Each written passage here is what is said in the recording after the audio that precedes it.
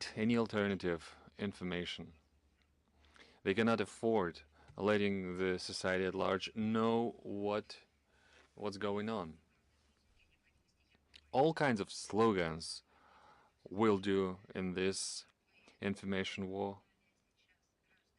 And now this approach has victimized the European citizens themselves. For 8 years, people of Europe were disregarding the situation in Ukraine. Why so? Because it's your Western media did not pay attention to this.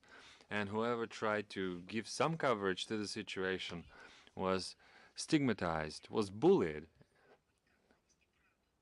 And anyone who actually dared to tell the truth about what was going on in Donbass were blacklisted by the so-called Peacemaker, the notorious website. What kind of site is this? Well, it's a shooting list, in fact, an execution list. People listed on this website were brutally harassed and often attacked and assaulted by the nationalists. They faced threats, they were persecuted, and many, many other things. Now, many people were barred from Ukrainian territory so that they would not give proper and fair coverage. Many Western journalists put it simply that it was a punitive action. It was an act of reprisal against them. Well, today we see that the Europeans themselves fell victim to this approach. They were kept deaf and blind to what was going on in Donbass. And now they have a bite of a reality sandwich. So now it came to them as a shock, really. So I'm going back to the topic at hand. So the Latvian authorities have banned the broadcasting of 3 Russian TV channels, the Russia 24, Russia RTR, and the TV Center. Well, it's not Ukraine we're talking about, which would have been a bit more logical. It looked like an attempt to recriminate and somehow to revenge the Russian media. Well, for those 8 years, Russian media has undergone all sorts of assault and mistreatment, fines, closures, bans, stigmatizing, all kinds of things. They fell victim to cancel culture, to bullying, and to many other things that are even worse than that.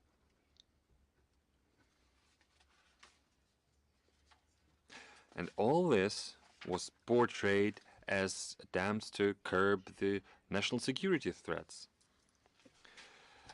Riga, over the recent 2 years, has restricted the broadcasting of 41 Russian media, and in Estonia, Minister of Justice Maris Lauri threatens anyone who dares to rebroadcast Russian TV channels and criminal persecution. Boris Johnson, British Prime Minister, decided to revisit the decision of issue a license to RT Media Holding. Following his order, the discussion was initiated in the British Parliament. The calls made by a variety of political activists to ban RT broadcast are heard in France. The national regulator is already initiated an investigation against the company on some ludicrous charges, really, and they are not allowed to Palais d'Elysée, and their accreditation is revoked. These and others examples of moderation, quote-unquote, of media space is censorship. Plain and simple. Let's call spade a spade. So it's pointless and perhaps a futile effort to try to urge these people to comply with their own human rights defense mechanisms. They will not comply with their own requirements in bona fide. They have effectively razed to the ground any sorts of standards that they hold for others. Well, this is a cynical and unabashed effort, an apologetic one, they try to serve their Western masters, and they forget about any standards of freedom of speech when they do. And the West, as we know, tries to accomplish its global hegemony in all domains of life. And we all know that. And there is a clear and distinctive signal that we will send to the West, that this assault will not go unresponded. We reserve the right to act similarly against the Western journalists if the rights of the journalists will be abused or violated. We also believe that it's crucial that our societies must have a fair and impartial understanding of the situation on the ground, especially during the crisis. And I think that this clearly is linked to the rights of the media. Another topic on the 12th of February, neo-Nazis in Bulgaria, yes, another time conducted a march in the name of General Lukov, and we see position on the part of Bulgaria and intolerance and hatred, and Russia calls for increasing the fight against glorification of Nazism, aggressive nationalism, and we are the initiators of the yearly resolution in the United Nations on this regard, and chauvinism and promotion of glorification of Nazism, as well as fight against xenophobia, is our duty in the name of those that fell in the fight against the Nazi plague. And we study this critically and also expect that Bulgarian authorities will continuously and efficiently fight against this ugly phenomena on their soil. And we would like to underscore that we support the position of the Bulgarian authority on inadmissibility of conducting such Nazi events, and the reaction on desecration of the memorial. There can be no double interpretation. We have seen it, and we think that it's a rational reaction, and it should be also implemented in practice. And finalizing the introductory part, I would like to mention that on 28th of February, we celebrate the 30th anniversary of our consular relations, diplomatic relations between Russia and South Africa. They were started in 1942, but interrupted in 1956. In 1991, we signed an agreement on creating in Moscow and Pretoria diplomatic representation under section for the interests of our two countries under the diplomatic representation of Austria, and we continue determining our friendship and cooperation, which started in the times of apartheid, and we share confidential political dialogue at the high and highest levels, and we foster the contacts between our parliaments, and as well as our trade, economic, and business ties. And trade turnover between our countries in 2021 amounted to over $1.1 billion, as compared to a smaller number, which did not even amount to $1 billion of the US dollars in 2020. And the main role in this lies with the Mixed Intergovernmental Committee on Trade and Economic Cooperation, which is led by the Minister of Natural Resources and Environment of our country, and correspondingly Minister Alexander Kozlov and Minister of International Relations and Cooperation of the South Africa, Naledi Pandor.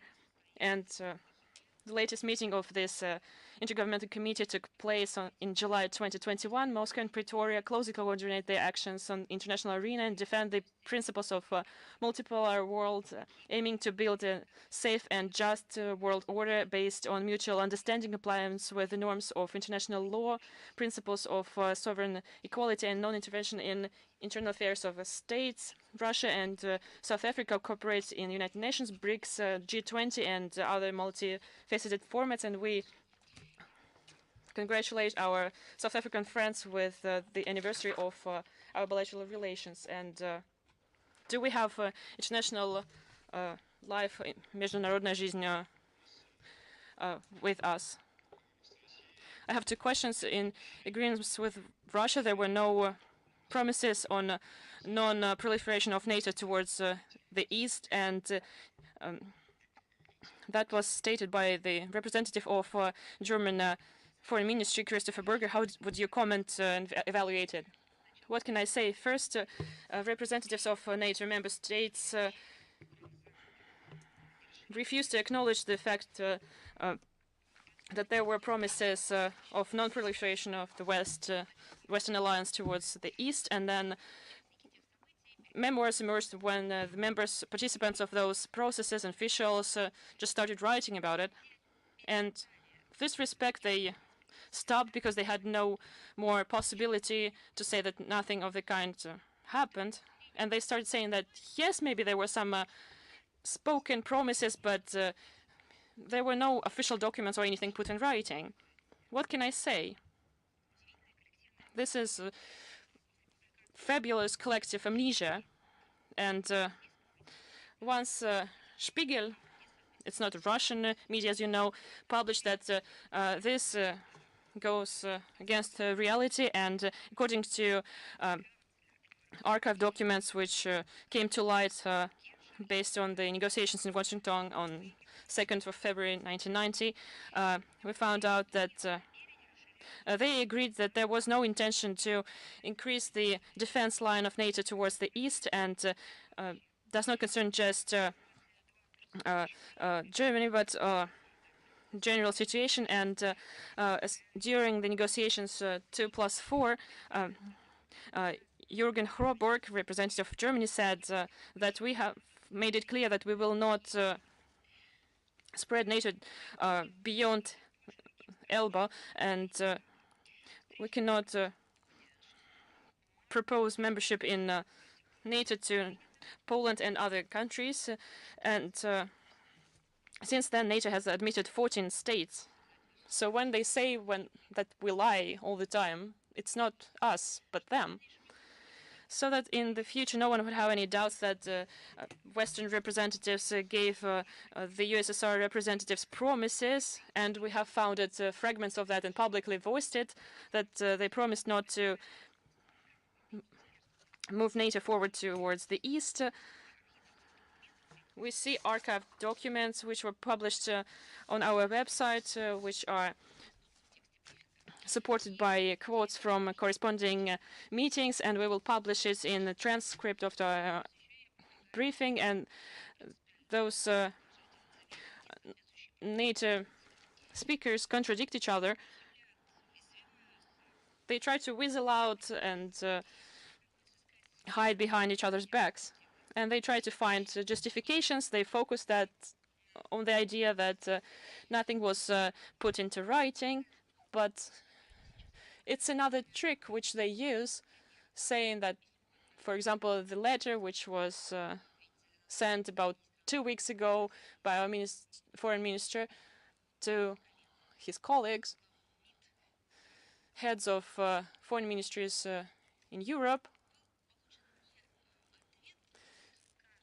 and we didn't receive an answer from every country in the national capacity, but collective responses. They're not even proper letters from two structures, NATO and the EU.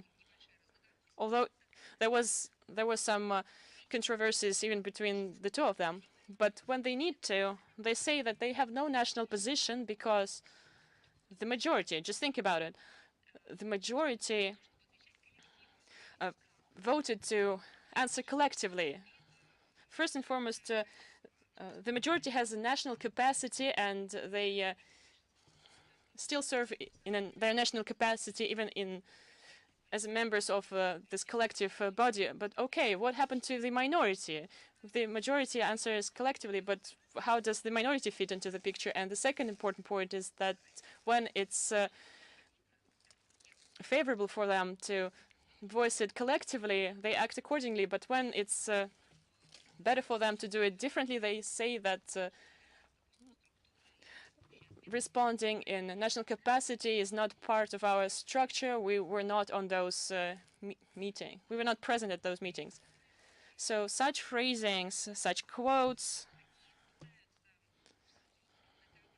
in their variety, in the materials, they try to hide behind them, but they confused. And we regularly see such an approach used. Министр иностранных дел Minister Lavrov repeatedly mentioned that the Western word should not be trusted. Well, we just learned another 8-year-long lesson. What we've been told? We've been told the following. It takes just a little while to negotiate the developments in Donbass, that it will not be fighting back, it will not be trying to regain hold of its own territory, that it should yield to tanks and military force of Kiev. Well, we've tried to talk them into just that. And we've been told that we will all coexist peacefully in this kind of a peaceful Europe. Just sit at the negotiations table. Put an extra effort. Well, we've put quite an effort. Let me tell you this. We've tried to persuade people that now, with Minsk agreements signed, we will live a whole different life, and we'll just have to work with the Kievan authorities. Well, you know how it all ended. For 8 long years, we were unable to talk Kiev into even starting to comply with Minsk agreements. They were just shifting the responsibility to one another.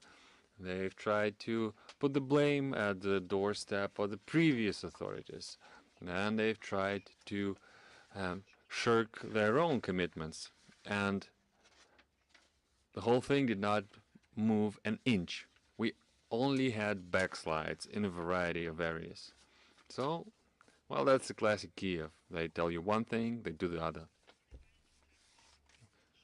And that's exactly why Russia sent NATO and the US a request to give it written assurances to assuage its security concerns and start proper negotiations, to exclude even the possibility of forging the documents. We don't need, the talks about the security do not suffice. We need written guarantees, especially now. Over the recent months, we have seen and heard a lot of things that merits such a discussion. More questions? Question. Could you give me a comment on the cancelled visit of Minister Lavrov to Paris? Answer.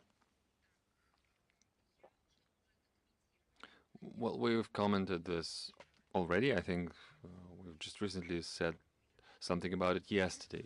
But just to refresh your memory, here's the timeline.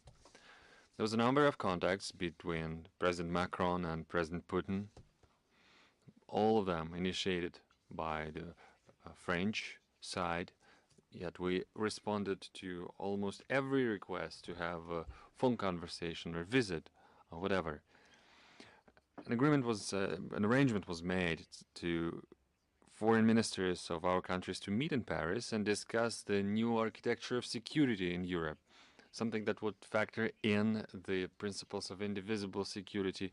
It was slated for February 24-25, and yet, late in the evening of February 22,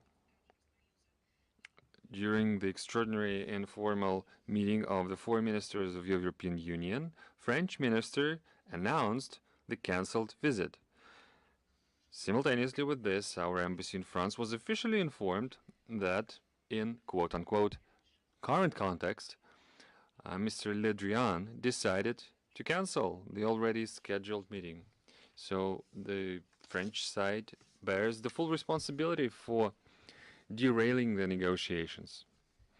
This kind of showcase denial of French to have a dialogue was taking place against the backdrop of yet another phase of the stirred up hysteria around Russia.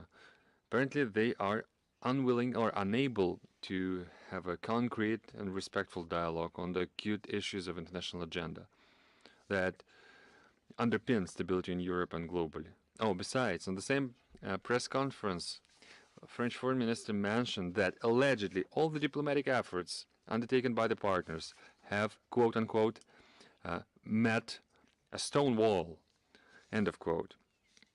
Alleging to Russia, obviously. Well, let me tell you something about it. For weeks, intensive negotiations were held on the highest level with the sole purpose of making any progress in resolving the conflict in the southeast of Ukraine. And we do agree that these efforts were stonewalled. Yet the stone wall was not built by Russia, it was built by Ukraine. And all the Western partners actively buttressed this wall. And they are fully aware of this. Instead of nudging Kiev to comply with Minsk agreements, they unapologetically acquiesced to its aggressive aspirations, which effectively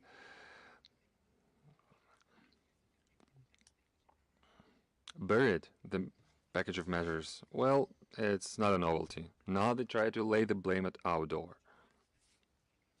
Nothing much to write home about.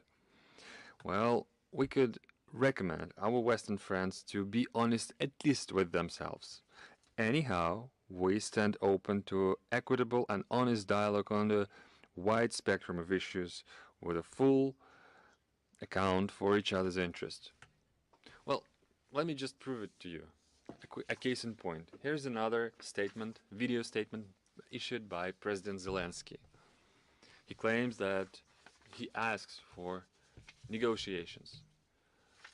All his previous activity notwithstanding, all the horrible things that have been done by him and his authorities notwithstanding, we are not excluding the possibility. In fact, we embrace the possibility of having negotiations. So that's the case in point. It gives you a hint who is building the walls and who is not. We do discern professional matters from the personal attitudes. Do we have any other questions from Russia Today? Question. 2 questions, if I may answer.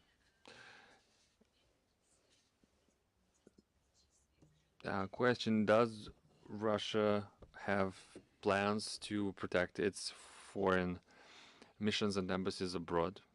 Answer. Well, international law regulates the issues of consular facilities and its personnel, and all are regulated by Vienna Conventions on Diplomatic and Consular Relations by 1961 and 63. And we believe that any country that hosts an embassy must comply with its requirements bona fide. And despite the commitments by competent authorities, we do pay extra attention to ensuring the safety and security of our foreign missions.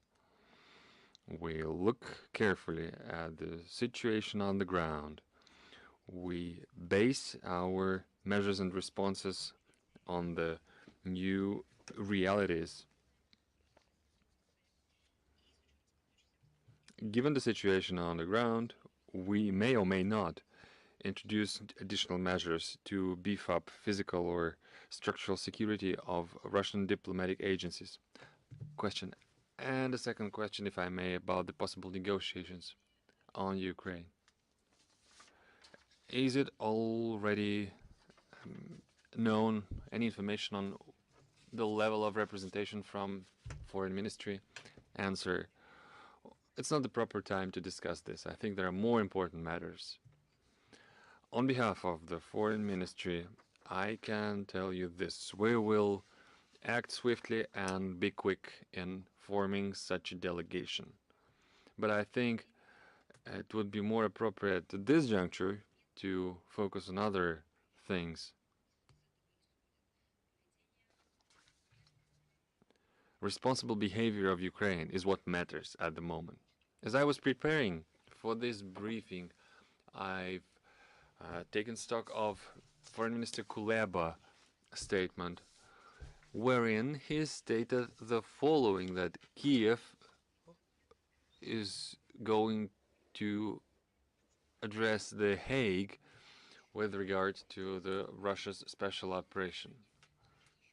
Well, let me underscore this. Whoever is responsible for Ukraine's conduct at the moment should exercise their duties responsibly. If they believe themselves to be still a part of the executive branch of power of Ukraine, they should somehow coordinate and consolidate their efforts. So what is the question, what is the request made by President Zelensky, and what is he wishes to accomplish by his requests? I believe that his team should refrain from sending mixed signals from such statements. Well, I mean, it's appropriate and proper for any kind of a situation, but in this particular context, this is crucial. Той, которую мы сейчас... Especially in the situation which we see today. So do we have here newsroom information portal? Yes, Madam Zakharova, good afternoon.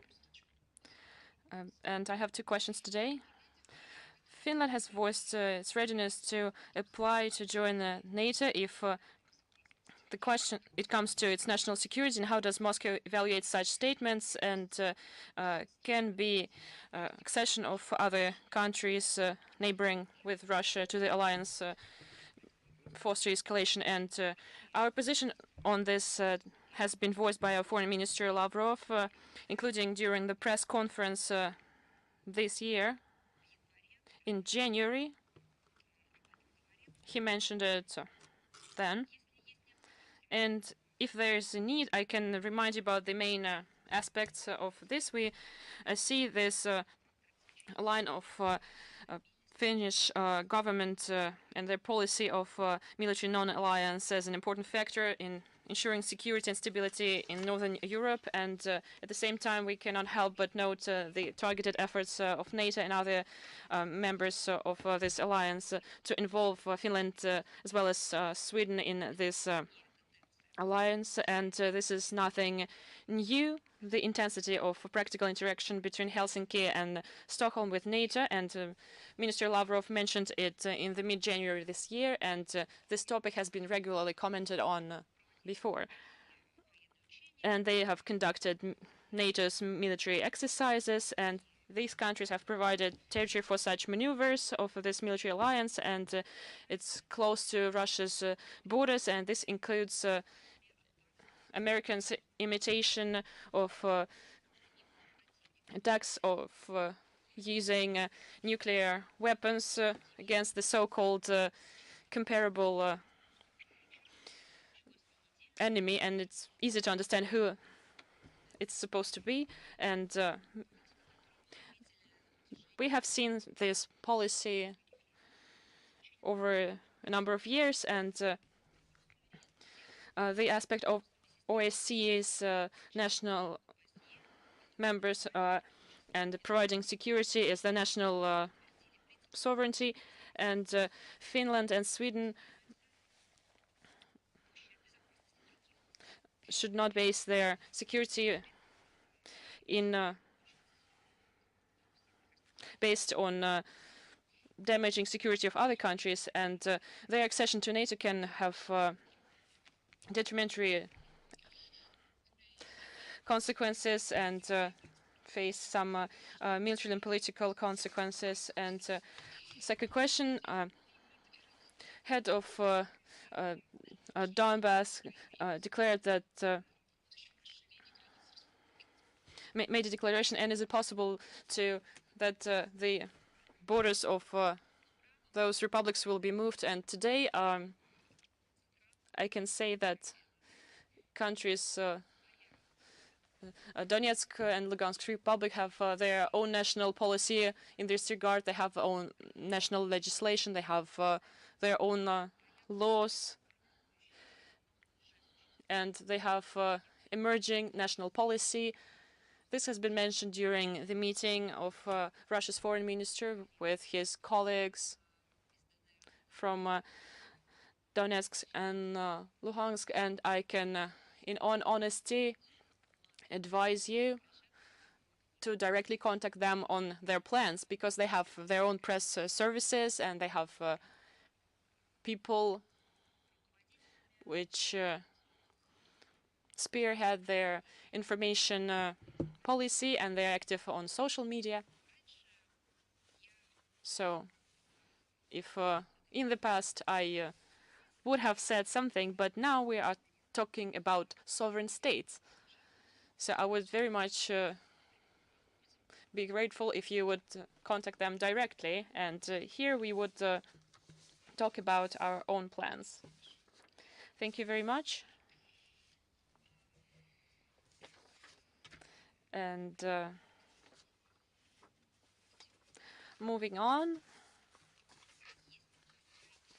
do we have Sky News with us?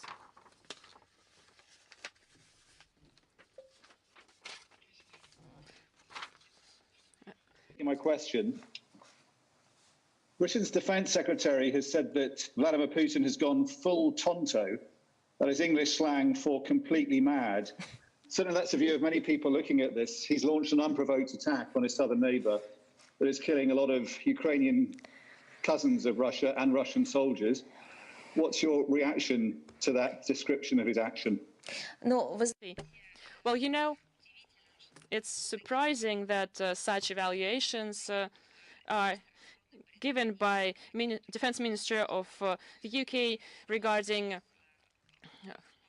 authorities of a different state. I think he could have thought up of similar adjectives, thinking of British Prime Minister, if we talk about personal judgment.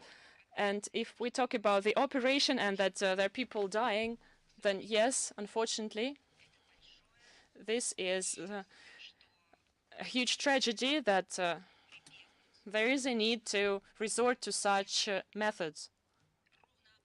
And this is exactly what was talked about during 8 years of our policy, of our efforts, our work 24/7. That's what it took to demonstrate that a peaceful resolution of this high-tension conflict, which in 2015 was already a bloodbath and priority problem, that any other scenario other than dialogue is tragic in its nature and should be avoided. And could you please say how many years must it have taken, must have this bloodshed gone on in eastern Ukraine? 5, 10 years? Why did you start counting victims only today, or say yesterday? Who gave you the right to ignore victims, especially that we were talking about thousands of them over all these years? Isn't your conscience tormenting you when you Western journalists speculating on Minsk agreements and Russia never mentioned that in the eastern Ukraine, in Donetsk and Luhansk republics, there are peaceful citizens losing lives every day? You never counted them, just like President Zelensky never considered them people. Who gave you the right to speak of the victims starting only today? If that's the way you create your reports, if that's your approach to it, you are not journalists and you're not people.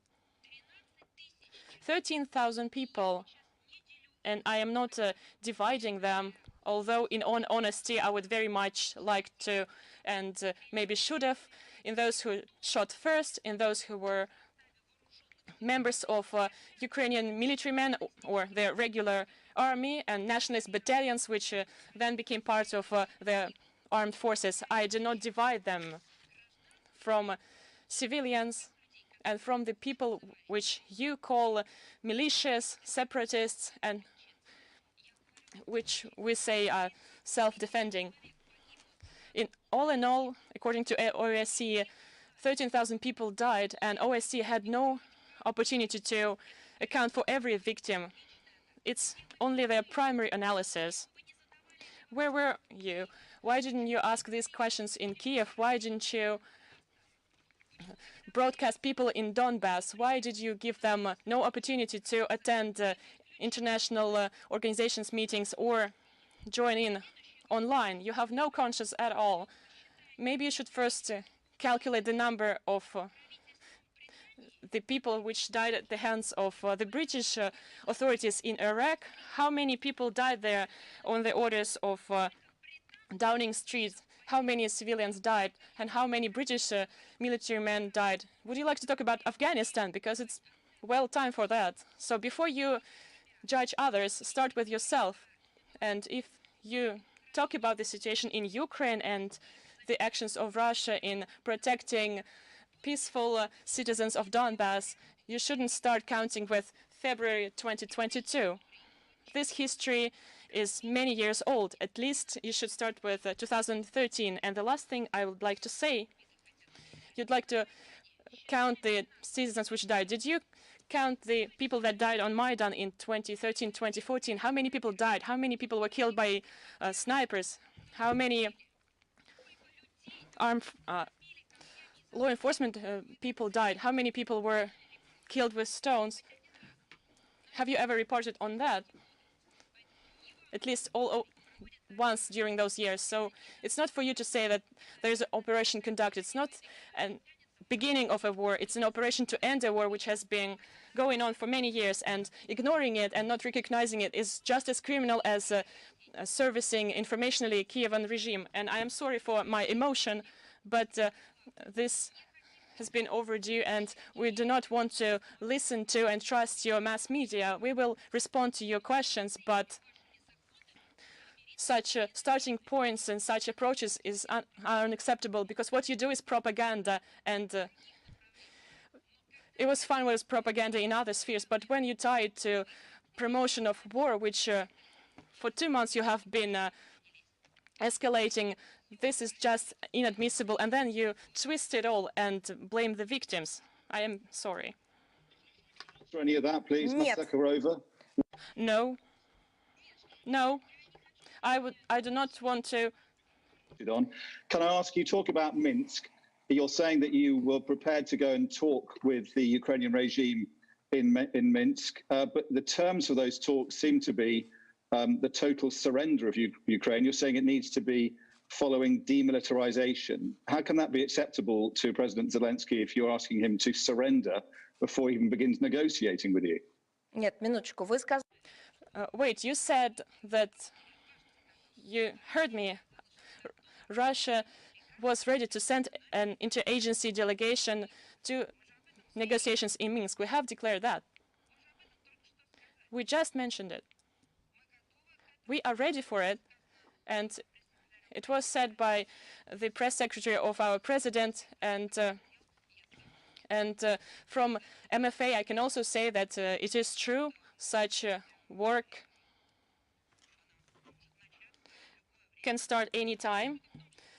The only question is that whether the other side, under the influence of the West, wouldn't start trying to whistle out or lie, or you yourselves, the representatives of the Kievan regime, would start contradicting and debunking each other. I just mentioned the declaration by Kuleba. This is not something I made up. This was reported by various news agencies. They have to determine their position. Are we talking about negotiations, or are we pressing some accusations against our country? Peskov, the Kremlin spokesman, has said that these talks can go ahead once Ukraine has demilitarized. Surely that's just demanding their complete surrender before talks have even begun. No. We have mentioned that we are already ready, and obviously the objectives which have been put forward by the president before the implementation of the corresponding special operation, of course, they have not been cancelled by anyone. Yes, they are relevant still, but the issue is that we have reacted to corresponding requests on the part of President Zelensky. We saw his video and gave a reaction which corresponded. This is the end of the war when it could be the beginning of the biggest military offensive we've seen in Europe since World War II. Что? Не очень поняла ваш вопрос. Could you repeat, please, reframe your question? Thank you. You've described this as the end of the war, but it could be the beginning of the biggest military campaign we've seen in Europe since World War II. Answer. Well, no, I'm not going to fantasize this. This has nothing to do with the situation at hand. We are pursuing a stage-by-stage approach. The operation is ongoing. It has stated objectives. Ministry of Defense is making its comments. And we just recently seen the statement by Vladimir Zelensky. We have responded to it. Well, we're not going to fantasize again. There was a request, we responded to a request. End of story.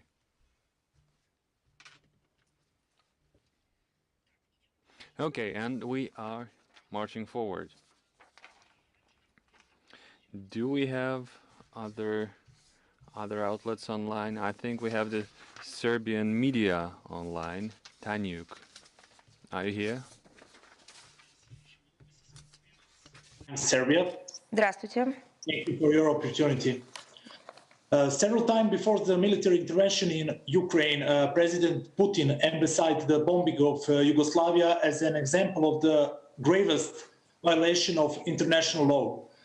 Many analysts now say Putin's argument and military strategy are the same as those used by NATO during the attack on Yugoslavia. What is your response on these crimes?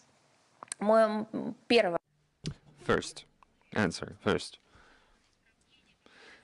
Such comparisons are inept and invalid, and we do know how the West loves to fake and forge facts. We've been here before. Second. Oh, and by the way, Minister Lavrov mentioned this today at the press conference. But let me reiterate this to you.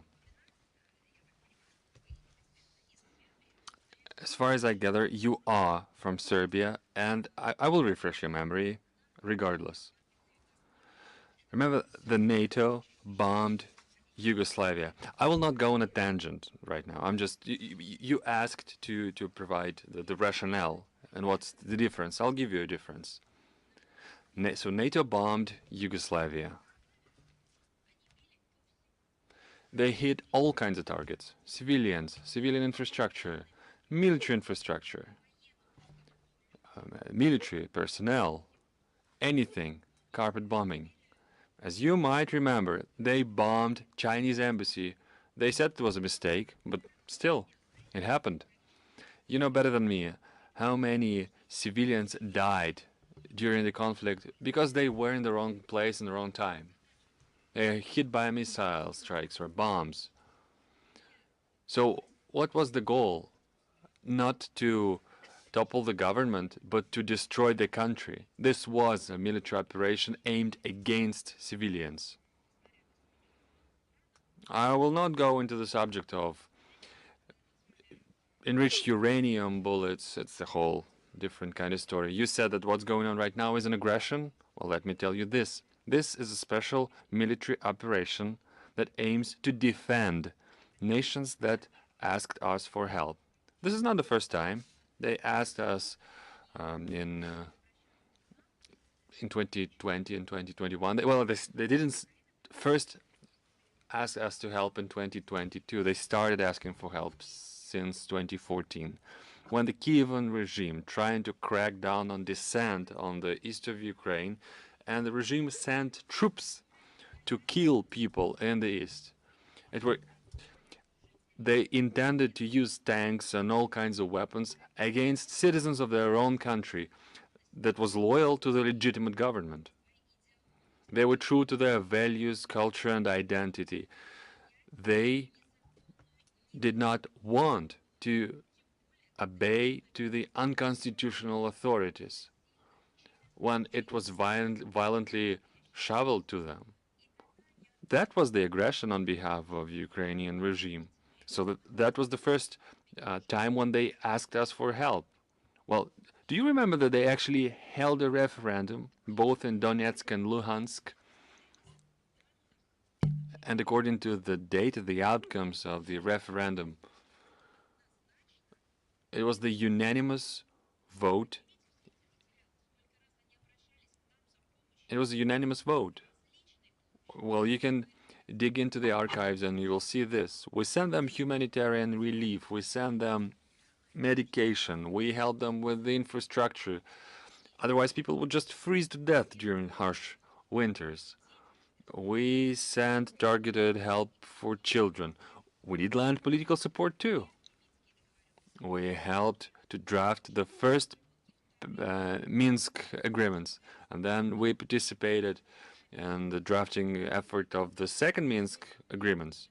And for 8 long years, we've tried to bring the Kievan regime to compliance, and we've tried to nudge them to engage in a direct dialogue with Donetsk and Luhansk.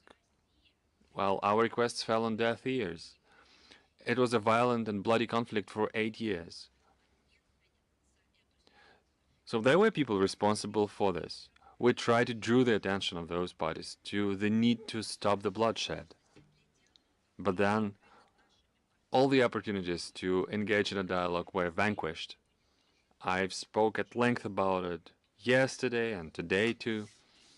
We received a letter from Secretary Blinken, a message that they no longer want to engage in negotiations when Berlin and Paris failed in their efforts. They failed everyone as intermediaries, while the number of shots fired and shellings continued to increase, and the refugees flows just streamed out of the country, and the weapons were pumped into the country. Well, it left us no choice but to start a targeted, a pinpoint special operation. But you don't have to listen to me, you can listen to the hourly briefings of the Ministry of Defense. It's the targeted strikes on the military infrastructure.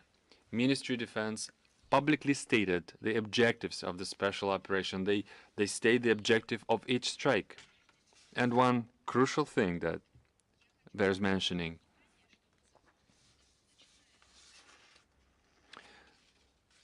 starting in June of 2021, we regularly drew attention to the provocation and subversions conducted by the NATO countries and with participation of Ukraine in direct proximity of our country.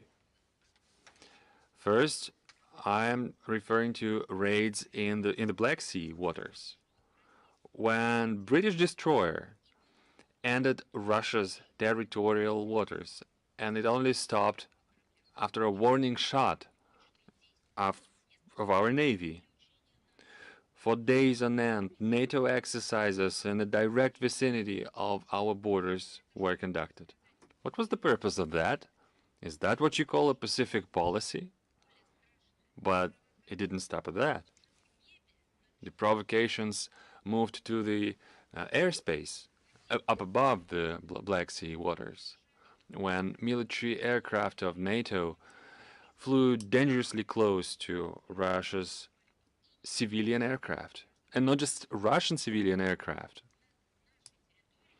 And all of these things happened above our national territory and above the Black Sea. Well, imagine yourself, you're in a jet, you're in an aircraft flying somewhere, and 50 meters away from you there is a NATO warplane maneuvering dangerously close to your aircraft, and there is nothing you can do to stop this. This is a military plane. It's quick, it's nimble, it can do whatever it wants to do.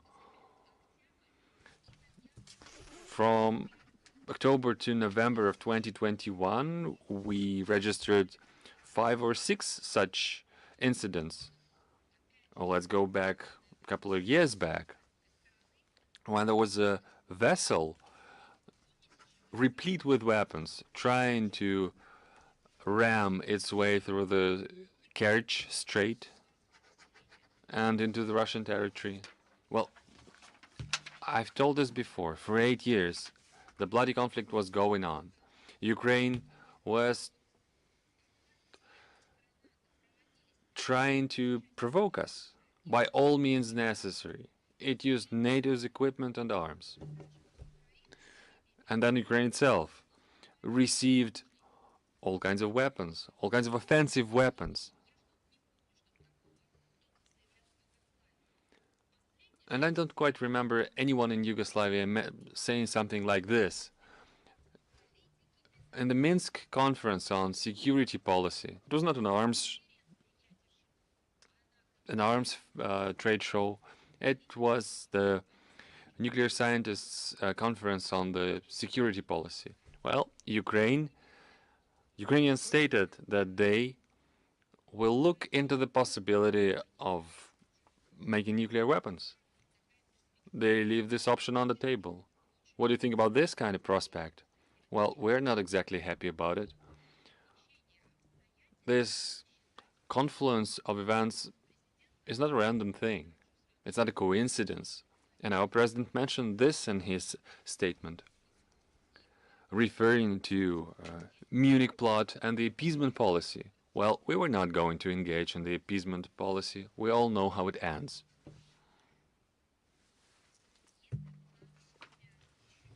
Do we have any other questions? Do we have Banks and Finance Information Agency here?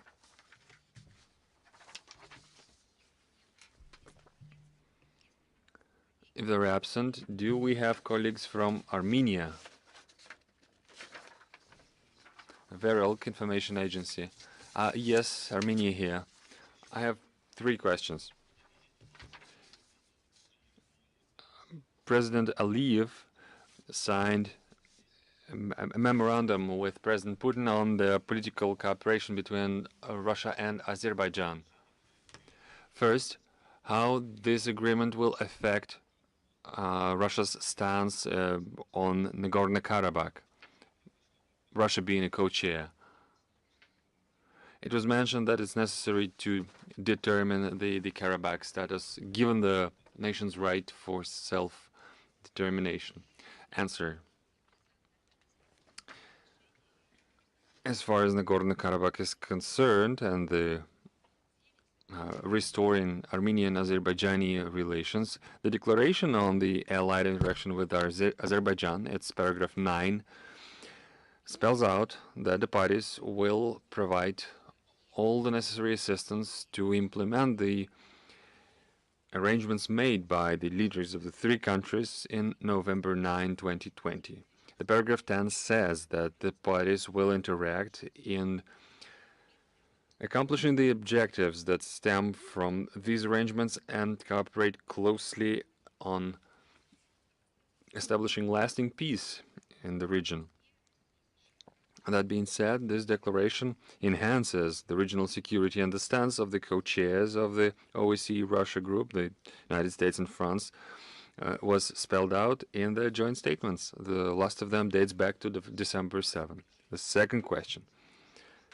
Okay, question, how this agreement will affect Russia's commitments before Armenia in the OSCE and the bilateral agreements? Answer. We believe that this document in no way detracts from Russia's interaction with Armenia. We will strictly comply with all our bilateral commitments to Yerevan, our close and old ally, and we believe that the declaration signed with Baku will actually help enhancing trilateral interaction between Armenia, Azerbaijan, and Russia, including on matters of security, economics, and humanitarian cooperation in Transcaucasia. Moreover, we continuously update our bilateral legal framework with Armenia, which currently comprises of some 200 documents. Question. Thank you. And the last question.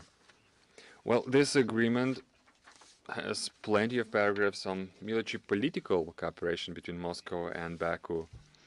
So how will this affect the military political union between Baku and Ankara, given the already ratified Shushin Declaration and Moscow's request for NATO to cease and desist from military cooperation with post-Soviet countries?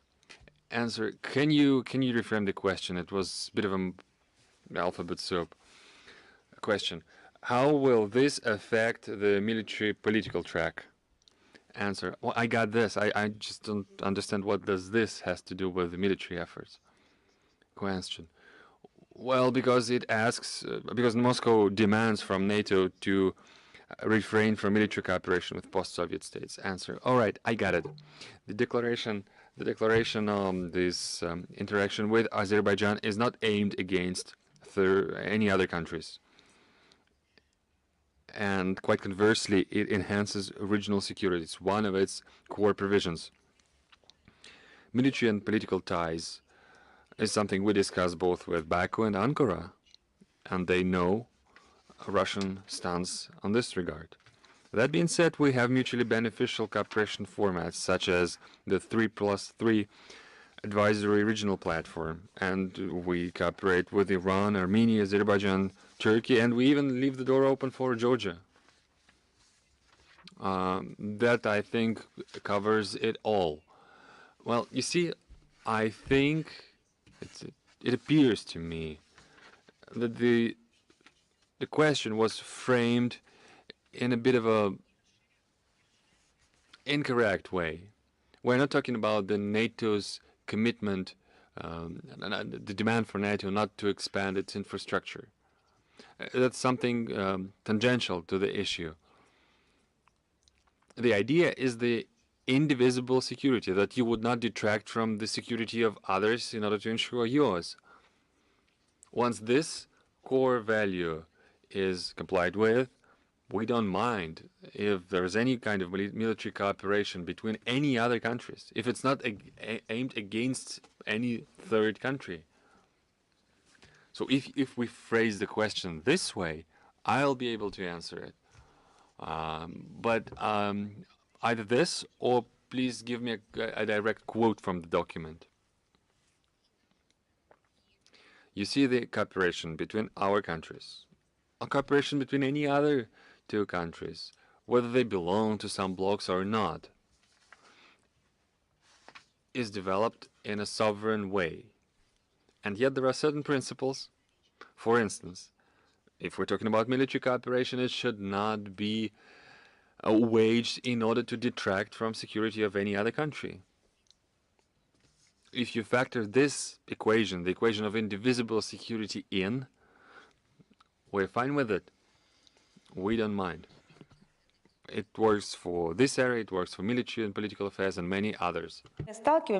You see, every time we understand that you have your own priorities, and now the topic of Ukraine, we always get the questions regarding that they have as a regime, as Kiev, as state authorities to conduct military and trade cooperation, and all military provisions are legitimate, etc., etc. Yes, that's true, but there are certain nuances. Because once after 2015, 2016, we saw military provisions to the country, we thought it was strange that international efforts should be directed, focused, concentrated on implementing Minsk agreements, but instead, somehow they were shifting towards military provisions of armaments, although Minsk agreements provided for different things. And when it started to be accompanied with provocations, we started asking even more questions regarding such provisions. And we see constant provocations near the border, especially our border. And of course we ask questions, and we don't just ask questions, we protest.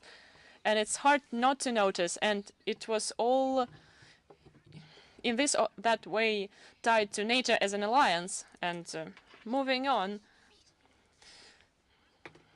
they continued with mass murder of people, civilians, and aggressive rhetoric against us. All together with this sanctions policy, all of this just tied it all into one scary knot. And you also have to see the real situation. And it's normal to give historic examples, but they still have to be projectable to a given situation. And we should proceed from specific, concrete facts. It's like ABCs. So moving on, if you have no further questions, do we have here our compatriots publication called Vmeste? Yes, Madam Zakharova. Good afternoon. First of all, I would like to congratulate you to making it to the list of the best people of Russia, the sanctions list. And I have two questions. First, these days, many of my personal private acquaintances from various countries, my compatriots, are being contacted by compatriots not only in support of Russia's policy regarding Donbass and problems of security. They also ask to transmit and send off letters addressed to highest authorities of Russia, as well as Ministry of Foreign Affairs and you personally. For example, Pan Gudlichka and Pani Ludmila Fritsova and Pan Anton Dusha and Petr Michal, who's in Donetsk right now, and many others. Do you have any address where such letters could be sent to? Of course, you know it. You could send it to us. If we talk about a wish to send it to countries' authorities, you can refer to Kremlin.ru website. And of course, we all suffer from DDoS attacks, Kremlin side and MFA's side website, and this is just going to get worse. But you can send it via email, and if you quote a specific person to be sent to, we can redirect it. And for example, we know that Czechia is cut off from Russia, and all the Russian language is cut off, and they cannot even listen to your speeches. What do you mean? All the Russian language sources, all the Russian language websites and etc. But our website, can you open it? Can you access? No, we cannot. And my friends from there say that when I send them a link to your briefing on the Foreign Ministry's website, they cannot access it. Is this some kind of official decision? Yes, by the Ministry of the Interior, starting today. Okay, fine. And my second question. See, along all lines, in all spheres, this is something hard to analyze, hard to process. How can this be possible? We live in 21st century. They shut down TV channels, but not overnight, but methodically, year after year, and do it more and more unashamedly. They block our presence in social media, in video hosting, and they banish journalists, and they declare blockades against the entire information flow, Russian language information flow with different opinions and points of view. And you mentioned me, yes, maybe in regard with the same thing, that I communicate to journalists and communicate the point of view our country holds. But what you just told me, this is news to me, and we will definitely study this. I did not know about it. Maybe this is the last-minute decision, just latest decision, which I haven't known about till now, that all Russian language sources can be blocked officially. Yes, this is today's decision. I will send you information after the briefing. But what did we expect, on the other hand? A year ago, they just went off and blocked the US president's account for nothing. an acting president. And it was done by the same people. Well, it was welcomed by the same people and initiated based on the same logic, using which they demanded that he, the US president, would not block their comments and would not delete even the most offensive of the comments, and in this way would not moderate the environment of his subscribers. So first they thought that everything would be open and he should agree to any offensive comments, and his assistants would not moderate his account. But when the situation from their point of view passed the turning point, they just blocked his account entirely with millions of subscribers, which was cut off from the comments for acting president of the United States. This is something out of Orwell's books. And may I ask my second question? In the social media now they write about proposals to annul visas and residence permits in the EU for Russian citizens. And if this happens, then the children of the Russian citizens which have no Russian citizenship will be in a difficult situation and they could be taken away from their parents. Is there a possibility to give such children Russian citizenship quickly if such situation is produced? I would like to say that if the child's parents, when it's born, are Russia's citizens, receives Russia's citizenship automatically by birth. That's one thing. And the necessary formalities for obtaining Russian citizenship and obtaining a passport for a child, for a newborn,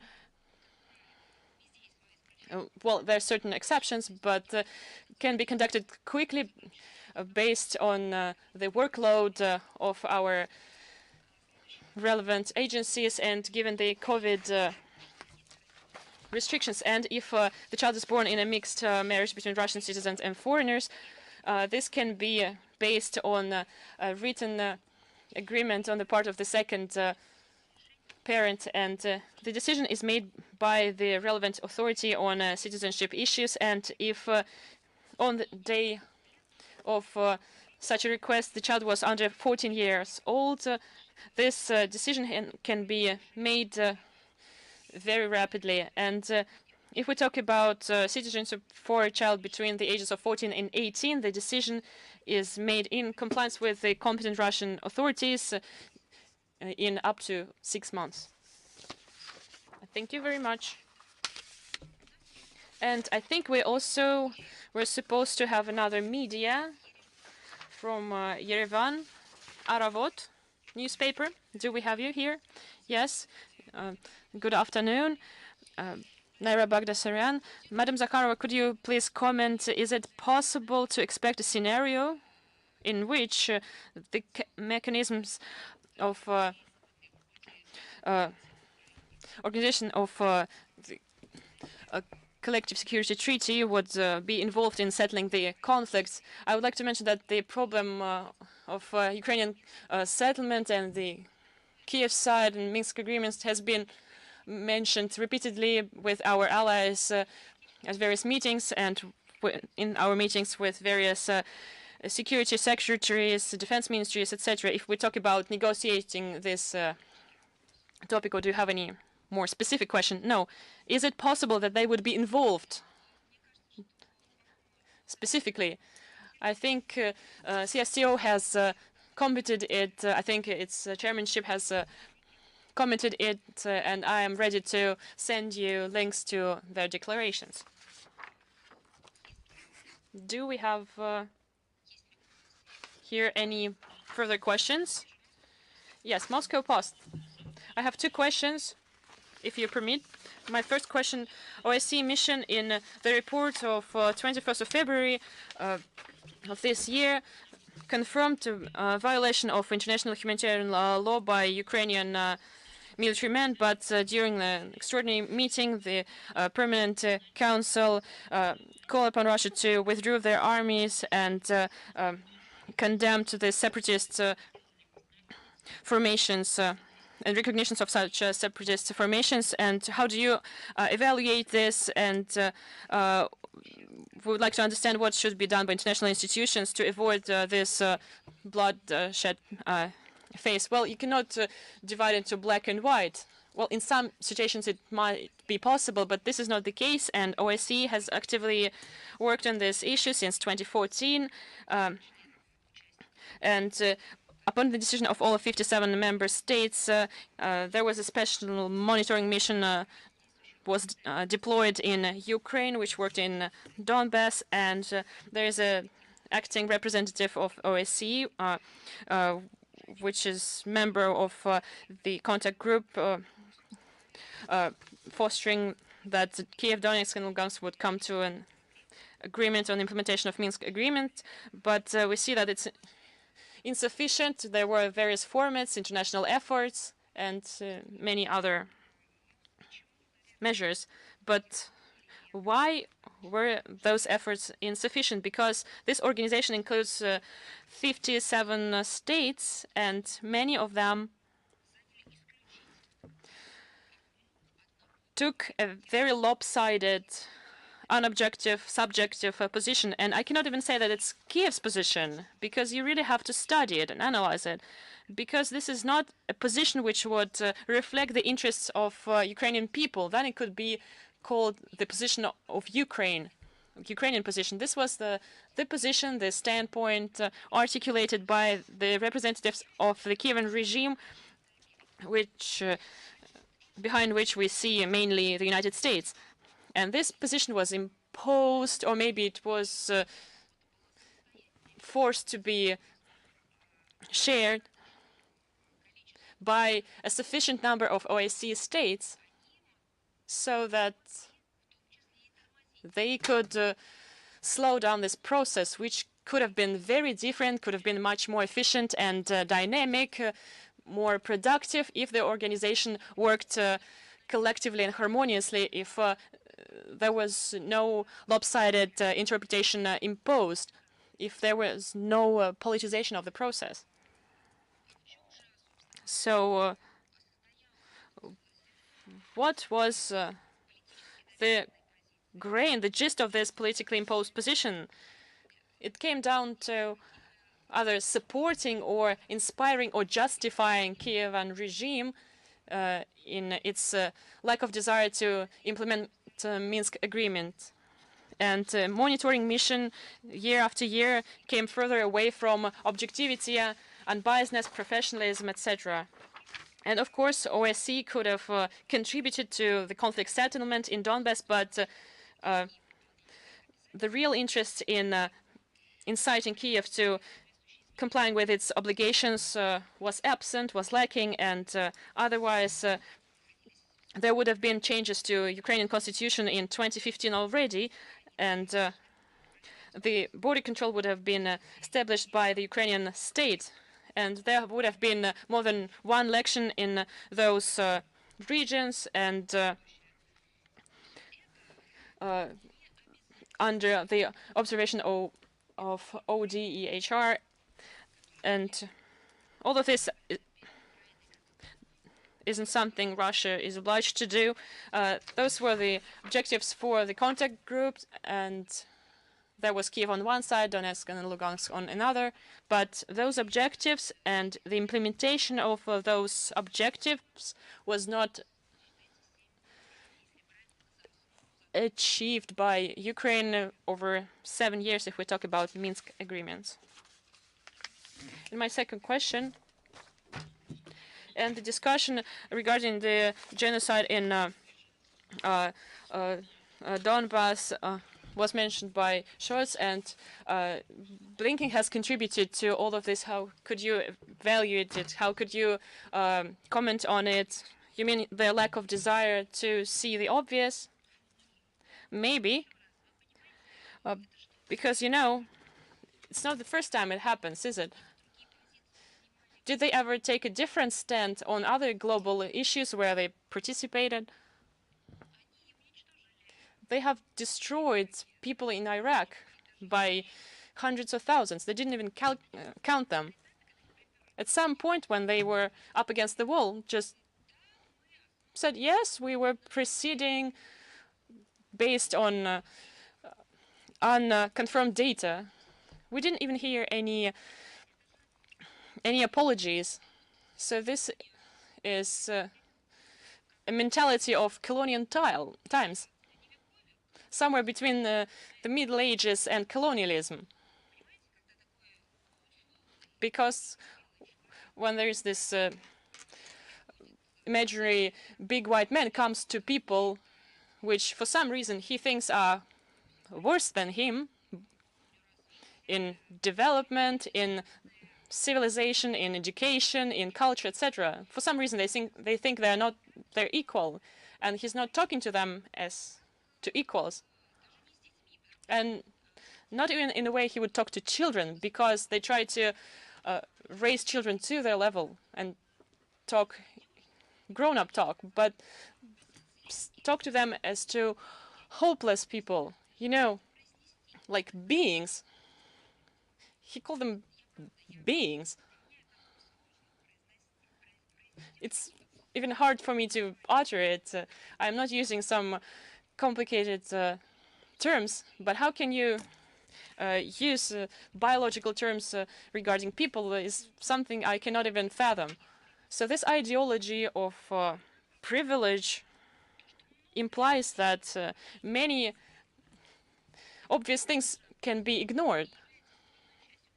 And this is the same part of the concept of exclusivity. When people think they're excluded from the real world, then they don't even need to pay attention to it.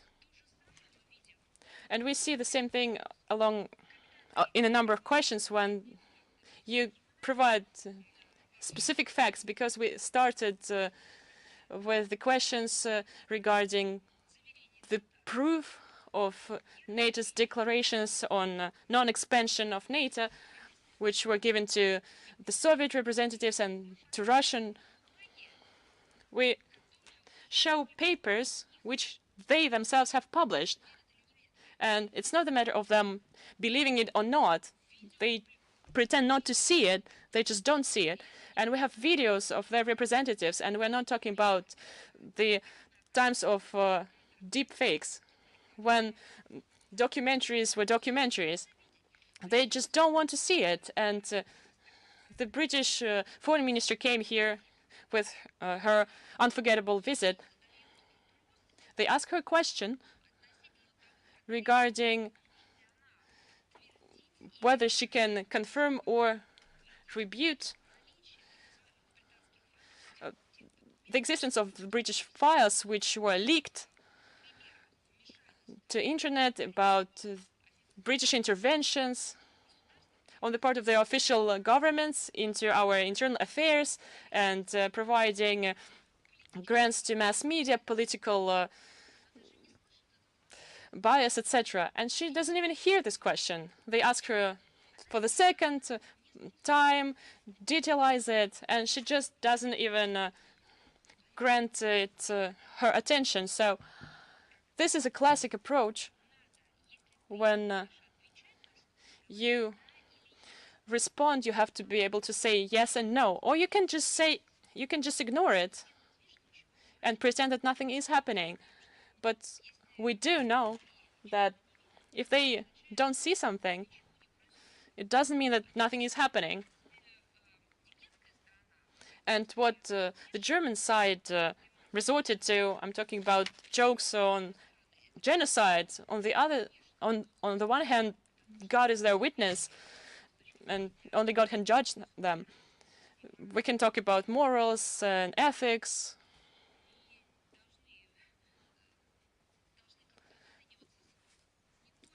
And I think such statements shouldn't be judged just politically. But we have evaluated it in our way and have provided Berlin with information on the crimes committed by the forces controlled by Kiev against Donbass. We have just provided this to them, and we will continue such work in the future, and all well, materials that we have communicated to Washington and Berlin in their entirety have been now transmitted to all capitals, to all countries where we have our embassies. They have presented this collection of materials, and we are only starting this work. This is not the end of it. We're only starting out so that everyone would understand what kind of democratic rulers they have in Kiev. Спасибо вам. Можно вопрос? Can I have a question, please? A Kazakhstani outlet. I want to revisit the question of the CSTO. So, what's your personal opinion?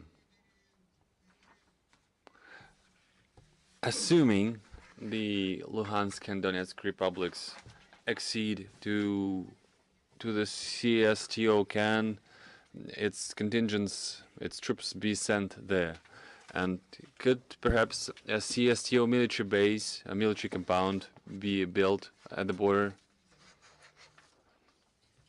Answer. Well, let's not engage in this kind of a pipe dream building thing.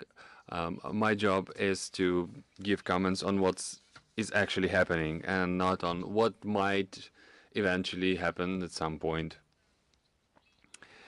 Now, as far as accession to the CSTO is concerned, whether Luhansk and Donetsk would accede to them, it's the matter of their foreign policy. Well, they've gained statehood like 3 days ago, right? Several states have already recognized them. And I would assume, if we look at the variety of interstate associations, I would say that they have a procedure for this. First, they have to be recognized as states. Then, and only then, they, as budding states, will start their interaction, their interface with the world. You see, they're just making their first baby steps, even in terms of its cooperation with Russia. We are just exchanging the diplomatic foundational documents. So it's premature to say how would they articulate their foreign policy. It would be more appropriate if you ask this question them directly. Thank you. There be no more questions. I would call it a day. Question. And what about the second half of the question? Your cooperation with them? Answer. Well, our cooperation with Donetsk and Luhansk is just starting to unfold. If we have an issue on the agenda, we deal with it. We handle it. If the item is not on the agenda, we refrain from it. Thank you